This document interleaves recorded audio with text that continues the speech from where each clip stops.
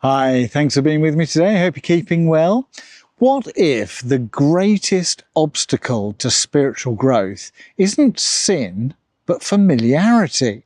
I've been thinking today in my quiet time about Matthew chapter 13, verses 54 to 58. You know, the story where Jesus goes back to his hometown of Nazareth, and he's not able to perform many miracles there because people are so suspicious of him and kind of reject him as the Messiah. It seems to me that the shocking thing about this story, about Jesus' rejection in Nazareth, isn't so much the fact that they rejected him, but the reason why they rejected him. It wasn't because they hated Jesus' teaching, but the reason they rejected him was because they were too familiar with him.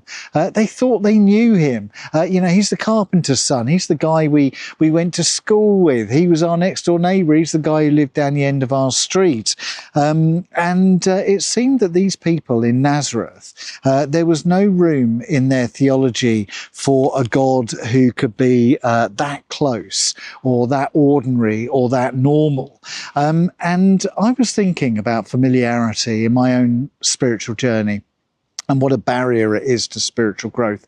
And maybe it is for you as well. And wondering whether there are ways that God shows up in your life that are too familiar for you to recognise that it's actually God at work. There's three things really from this passage I just want to share with you today.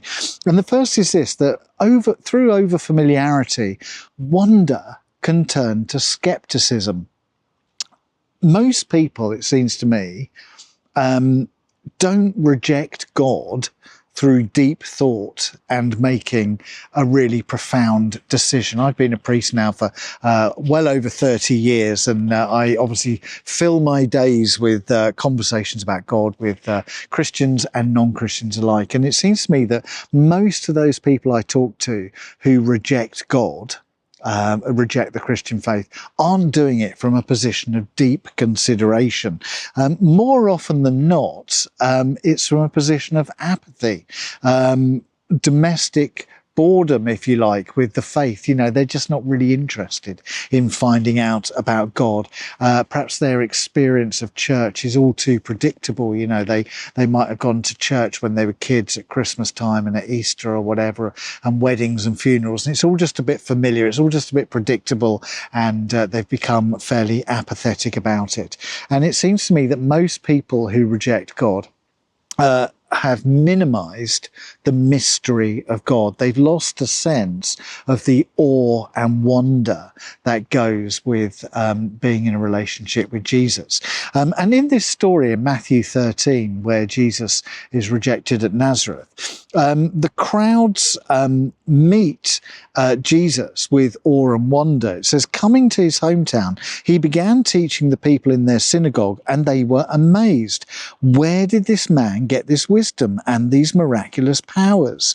But they don't then lean into the mystery. They don't then lean into this sense of awe and wonder. They're listening to Jesus and they're going, wow, how can he teach with such authority? But they don't lean into it. Instead, they back away from it. In verse 55, it says, but then they scoffed. He's just the carpenter's son. We know his family. So they can't reconcile a sense of awe and wonder about God with the logic of their worldview that says, well, Jesus is just one of us. There's a sense in which the over-familiarity of Jesus turns their wonder into skepticism. And I ask myself this question, and maybe ask yourself as well, is there a sense in which you have lost the awe and wonder of being a Christian? Are you so familiar with the Christian story now that it's really hard for you to lean into the mystery of God and just marvel at the extraordinary nature of who God is? Has your faith become routine? Mine does. Very often it just becomes routinized. Are you too familiar with the holy for it to feel holy at the moment? If that is the case for you, I would say pray to God and ask him to help you see things again with new eyes, to recover a sense of awe and wonder at the holy mystery of God at work in your life. Wonder can turn to scepticism through overfamiliarity. Secondly, I would say that familiarity in the faith can become a fortress. Familiarity isn't just about comfort. It's also about control, I think. We like to define things, don't we? We like to control. We like to build certainty. We like to box things in, put things in their categories where they belong so that we know where we stand in relation to people. Well, Jesus in this story was local. They boxed him in. They knew who he was. He was the kid from down the street. He was the local carpenter's son. In Matthew 13:55-57, they say this: "Isn't this the carpenter's son? Isn't his mother's name Mary? Where then did this man get all these things?" And they took offense at him. Their knowledge of Jesus' background, their familiarity with him, became a shield against revelation. They sort of pulled up the drawbridge to the movement of God because they were so familiar with Jesus. There was no way God could work through him in their eyes, because the story they had about Jesus in their minds wouldn't allow them to have a new perspective on who he was. They had their narrative about Jesus. They'd seen him grow up. They knew him. They'd experienced him. They may have had chairs and tables in their house that were made by him. They've got their narrative of who Jesus is, and they couldn't shift that perspective. And I wonder whether or not you may have a narrative about God that prevents you from seeing him in a fresh way. Often we create stories about God that we learn to live by. God couldn't possibly use somebody who has a past like mine. My church is too small to be significant. It's who I am. I can't change now at my age. My past is so bad that God couldn't possibly use me in the future. These are stories that we become familiar with, through which we view ourselves and we view the world. And they become a fortress in as much as they pull up the drawbridge and prevent God from doing something new, because we stick with the story and we can't shift our perspective. Our assumptions can limit God's activity in our lives. So part of the challenge of this story, and part of the challenge of the Christian faith, I think, is about telling new stories, reshaping the narrative of God in our lives so that we can allow him space to do something new in us and through us. Does that make sense? Yeah, that's the second thing. Familiarity can become a fortress. I would say thirdly, from this story in Matthew 13, our expectations can block the miraculous. When we are over familiar with God, when we are over familiar with the Christian story, we can stop expecting God to act. And when we stop expecting God to act, we stop receiving from him. This is incredible when you think about it, this story in Matthew 11, that, Jesus, the Son of God, the creator of the universe, is present in that local community, and he is willing to perform miracles, but actually he's prevented from doing very much at all. And in verse 58 it says, "And he did not do many miracles there because of their lack of faith." So their assumptions about Jesus created an atmosphere that choked faith. It choked off their faith, and that prevented Jesus from doing many miracles there. Now, this, I think, is a really crucial point for us to realise that from this story, that God often waits to be wanted. God often waits to be wanted. It's not that God is powerless in your life or my life or in your community or my community. It's just that we're in a dialogue with him. And for whatever reason, through God's grace, he wants to be in a partnership with us. How incredible is that? So our spiritual posture is really important.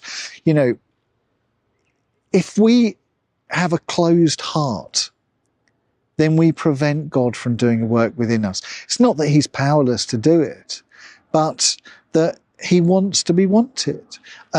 If we cap our imaginations and our expectations as to what God can achieve in us and through us, then God won't do more in us and through us than we allow our imagination to take us to. You see what I mean?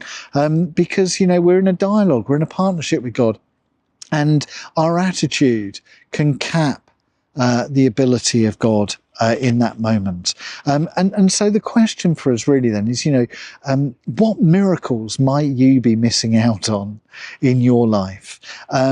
Not because God isn't present, and not because God doesn't want to work the miracle in your life, but have you stopped expecting God to move?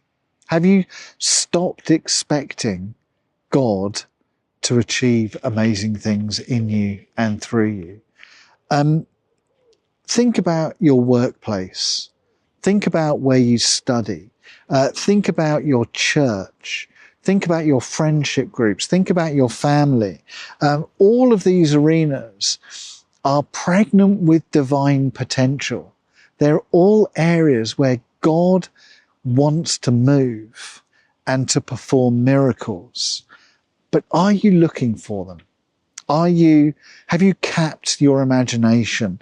Have you closed your heart?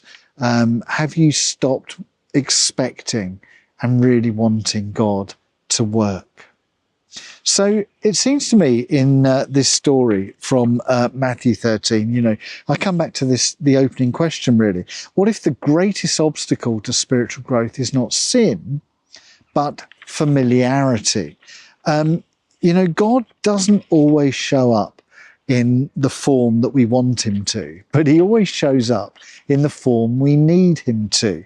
The people of Nazareth, they wanted and were waiting for, as good Jewish people, they were waiting for a Messiah to come with great credentials and the drama of his arrival and the mystique that he would bring with him. But what did they get instead? They got a carpenter that they'd known from birth, the kid down the street, the guy who'd made their dining room table, their next door neighbour. That's who they got. And sometimes we want signs and wonders. We want a great spectacle. We want a great drama. We want amazing miracles. But God, more often than not, comes to us in the ordinary. So the challenge of this passage, I think, in Matthew, is to allow God to challenge our assumptions and let him speak to us through the familiar. So the next time you dismiss something or you dismiss somebody as being too ordinary or too boring or too insignificant, just pause and ask yourself the question, could this be the carpenter's son talking to me again? Could God be at work in the familiar in the same way that he was when Jesus went back to his hometown in Nazareth? And don't let your familiarity turn your wonder into scepticism. Don't let your familiarity become a fortress, a spiritual fortress that prevents you from expecting God to act. Don't let your expectations block the miraculous power of God at work in your life. Get rid of familiarity and pray that God will open your eyes and shift your spiritual perspective to see him in a fresh way again. I hope that's been helpful. Please do leave some comments below if you'd like to. Thank you so much for giving me so much of your time again today. Always appreciate it. And I look forward to being with you again really soon. Take care. Bye.